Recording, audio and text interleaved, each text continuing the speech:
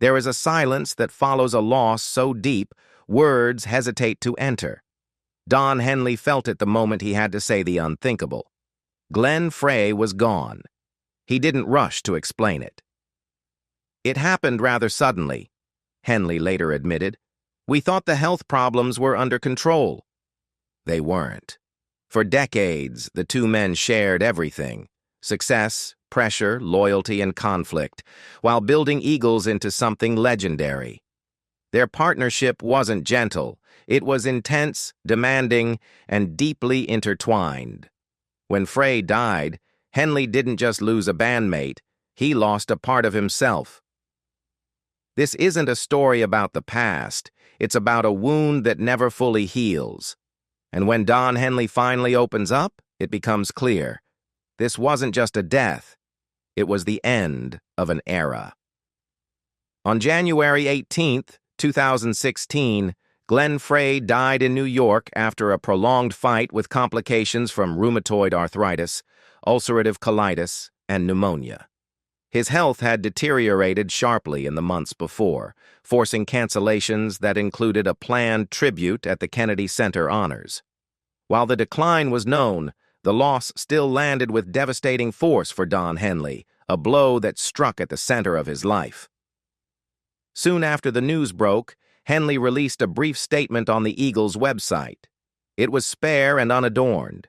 Frey, he wrote, was like a brother, and despite conflicts over the years, their 45-year bond had never faded.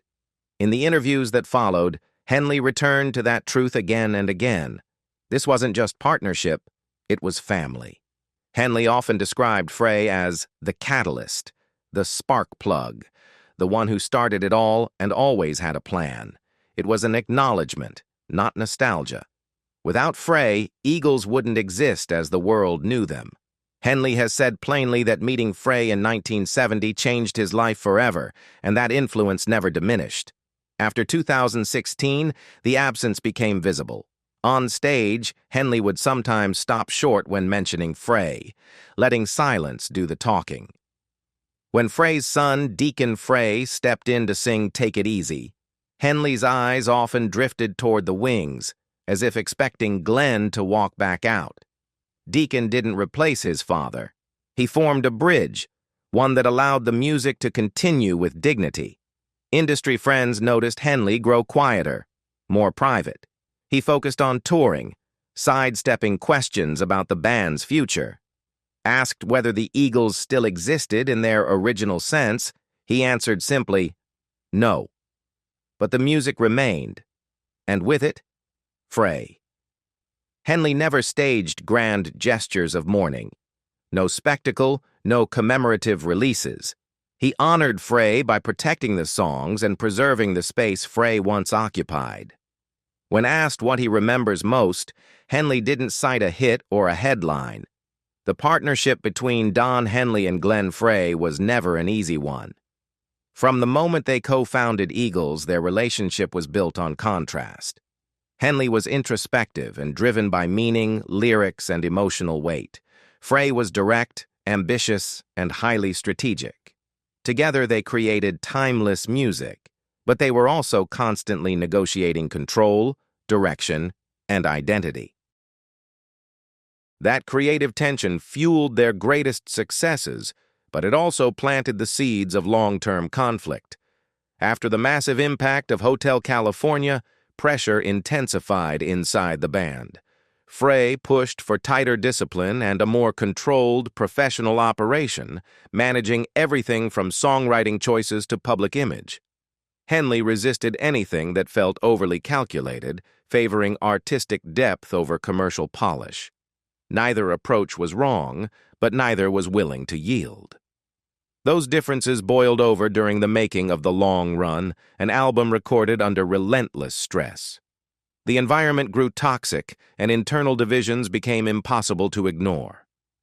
One of the most visible fractures involved guitarist Don Felder, who later described Henley and Frey as operating a musical dictatorship in his memoir Heaven and Hell, a band structure where major decisions rested firmly with two people. That power struggle eventually led to Felder's firing in 2001, followed by a prolonged legal battle that ended quietly with a non-disclosure agreement. While the dispute was personal, it reinforced a long-standing reality. Henley and Frey functioned as a unit. Neither dominated the other, but together they dominated the Eagles. Frey later acknowledged that rivalry was always present. In a 2012 interview with Rolling Stone, he described a quiet competition between himself and Henley, one that pushed them to constantly outdo each other creatively. Each wanted to write the better song. In the end, that friction often produced something stronger than either could have achieved alone. The tension finally erupted in 1980 after a concert in Long Beach, when years of unresolved conflict brought the band to a breaking point. Compromise was no longer possible. Shortly afterward, Henley delivered the line that would define the breakup. The Eagles would reunite when hell freezes over. Ironically, the phrase Don Henley once used to shut the door on the future became the name of the Eagles' rebirth. In 1994, Hell Freezes Over marked both a reunion album and tour, proof that what had once seemed impossible was now necessary. Behind the scenes, the push came largely from Glenn Frey. He was the one who picked up the phone, calling former bandmates one by one, including Don Henley, to suggest they try again. Frey believed the Eagles still had unfinished business. Henley approached the idea cautiously, aware of the history, but eventually agreed. The reunion proved not only commercially successful, but personally transformative. While disagreements didn't vanish, the dynamic changed. They were no longer young men locked in constant power struggles. They had learned to let difference exist alongside mutual respect. Henley later acknowledged that Frey was the one who never let go of the idea of the Eagles, even when others had. When Frey died in 2016, that long, complicated chapter quietly closed. The old arguments no longer mattered. In the years that followed, Henley never pretended the past had been easy, but he made it clear that conflict was never the full story. What endured was the bond they built by working through those tensions together. To understand why their partnership could be both productive and volatile, it helps to return to where it began. In 1970, Henley arrived in Los Angeles from Texas with his band Shiloh. Frey came from Detroit, performing with Long Branch Pennywhistle.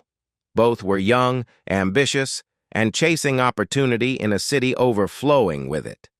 Their paths crossed at the Troubadour, a venue that served as a crossroads for emerging talent. That meeting would shape American music for decades. Both musicians soon found themselves connected through David Geffen, whose label would later play a key role in their future. In 1971, Linda Ronstadt hired Henley and Frey, along with Bernie Leadon and Randy Meisner, as her backing band for a summer tour. On the road, Henley and Frey discovered they shared more than talent. Their work ethic, musical instincts, and ambition aligned. That realization led to the formation of Eagles in September 1971, signed to Asylum Records. Frey took on guitar and lead vocals, Henley sat behind the drums and sang, and together they became the band's creative core. Early songs like Take It Easy and Witchy Woman revealed a sound that felt both effortless and new, a fusion of country, rock, and California ease. From the outset, Glenn Frey emerged as the band's driving force. He set the direction, defined the goals, chose producers, shaped how the Eagles presented themselves on stage, and even influenced their visual identity. Don Henley, by contrast, focused inward, on lyrics, emotional weight, and artistic meaning. It created a deliberate tension. Frey pushed the band forward, while Henley held it back just enough to keep it grounded. That push and pull became the foundation of the Eagles' songwriting and performance identity. Their first album in 1972 found quick success, producing several breakout singles.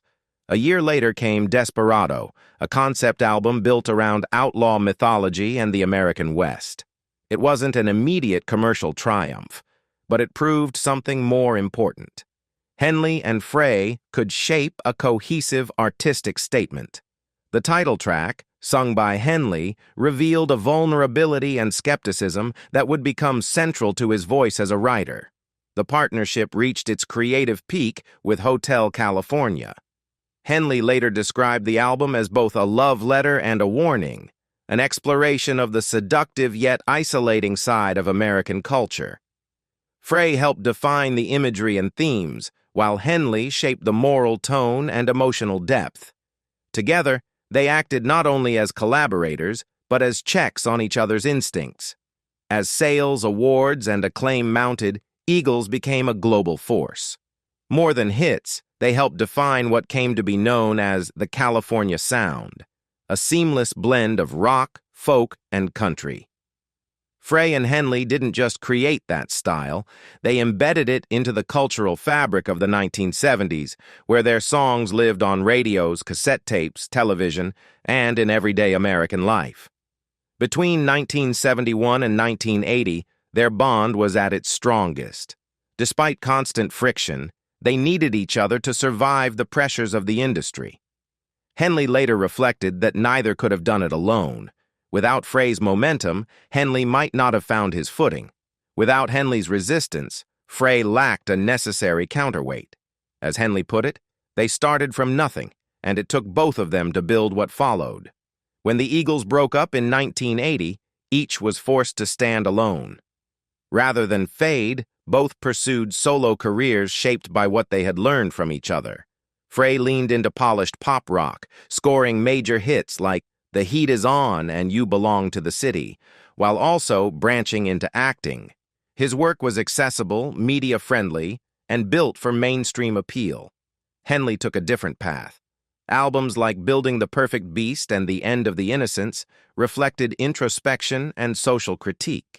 Songs such as The Boys of Summer and Dirty Laundry combined vivid imagery with commentary on memory, media, and American life. Throughout the 1980s, Don Henley and Glenn Frey largely kept their distance. There was no reunion and very little direct contact, but there were also no public shots taken at one another. The conflict simply went quiet. Behind the scenes, however, Frey was already thinking ahead. According to those close to the band, he was the first to believe that the Eagles' story wasn't truly over, and he quietly stayed in touch with former members to keep the door from closing completely. That belief eventually led to the reunion. In 1994, after 14 years apart, Eagles returned with the album and tour Hell Freezes Over, a title borrowed from Henley's once defiant remark about the band never reuniting. The name carried an unspoken admission. Pride had given way to perspective. That belief eventually led to the reunion. In 1994, after 14 years apart, Eagles returned with the album and tour Hell Freezes Over, a title borrowed from Henley's once defiant remark about the band never reuniting. The name carried an unspoken admission. Pride had given way to perspective.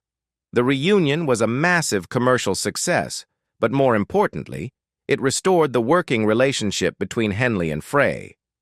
For more than 2 decades after that, they continued side by side, transforming the Eagles into one of the highest-grossing touring acts in history. Their roles remained familiar.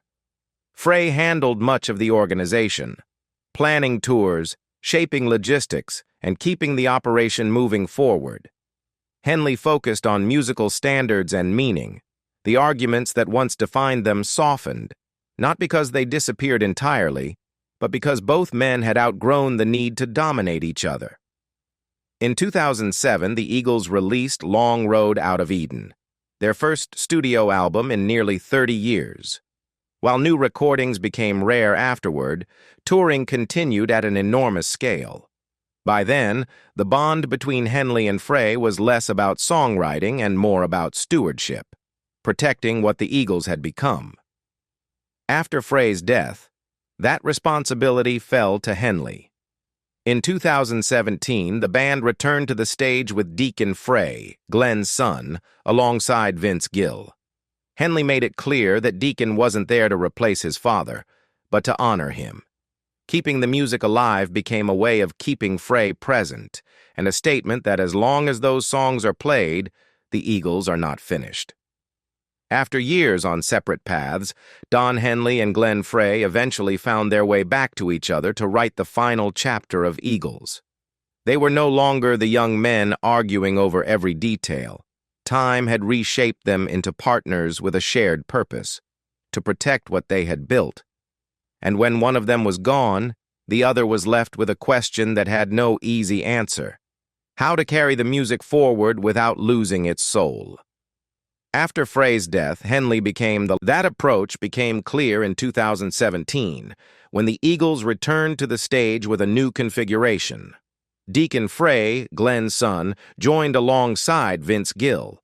Henley supported the decision openly, seeing Deacon's presence not as a replacement, but as a bridge. It was a way to keep Glenn's spirit present without turning the band into a tribute act. On stage, Henley says very little.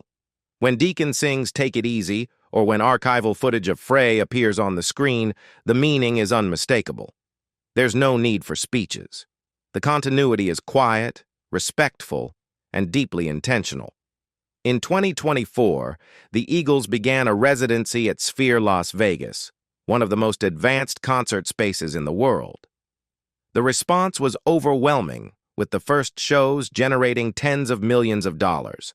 Yet for Henley, nearing 80, the motivation was never expansion or spectacle. It was preservation, ensuring that the music wouldn't fade into nostalgia or obscurity. Inside the band, the old power struggles are gone. Henley now carries the final responsibility, not as a ruler but as a steward. Glenn once held that role. Now it rests with him. He doesn't describe it as duty, only as the natural continuation of a promise made decades earlier. By 2025, the Eagles are no longer chasing new albums or reinvention. What they offer instead is something rarer, an authentic continuation of a sound born in the 1970s. Henley has said there's no need to create more when what already exists is enough. In those songs, Glenn Frey remains present, unnamed, unseen, but never gone.